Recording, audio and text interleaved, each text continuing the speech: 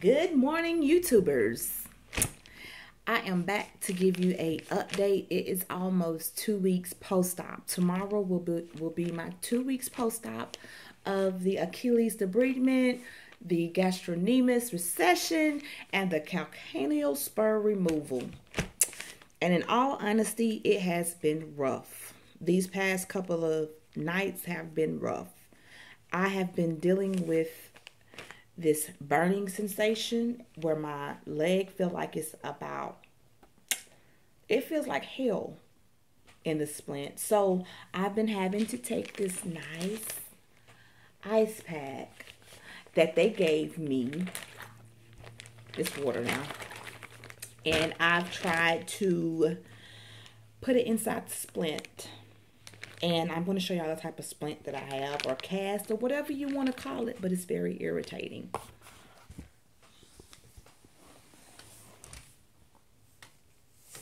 That's what I have. I took it a loose some.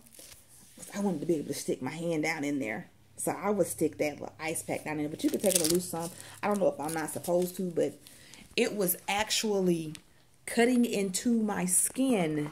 That's how bad my leg was swelling. And I've noticed that when I go somewhere and I'm riding in the car and I come back, I always have this issue. So my coming and going is very limited because I don't want to experience this as often as it's occurring.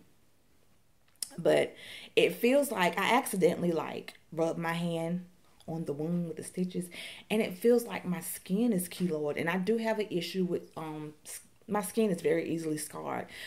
I have tattoos and they're raised. You probably can't see it because of the lighting, but my tattoos are raised. You have to be careful with me. I don't know if there's anything that can do as far as the keloid, but I'm going to use the old school remedy.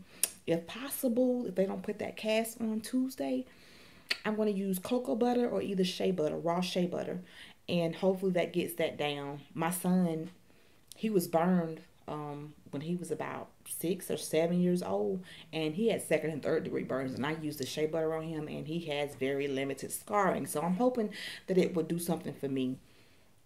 That's pretty much all I've been dealing with. Just like the nights, that's just awful, where I have to take 2 Percocets.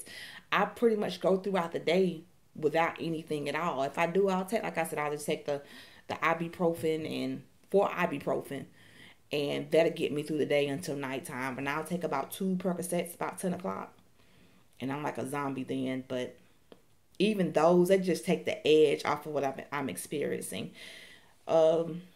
Overall, like I said, I feel pretty good. I'm going to go out to the flea market today and see what's popping.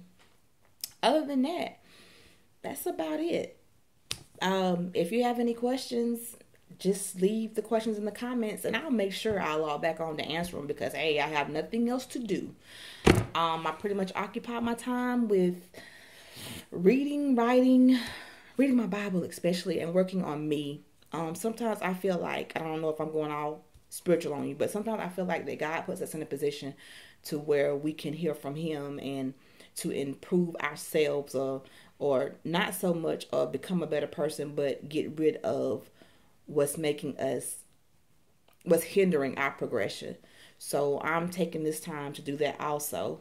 But like I said, any other questions, just leave them in the comments and I'll get back with you. So I will see you guys on Tuesday.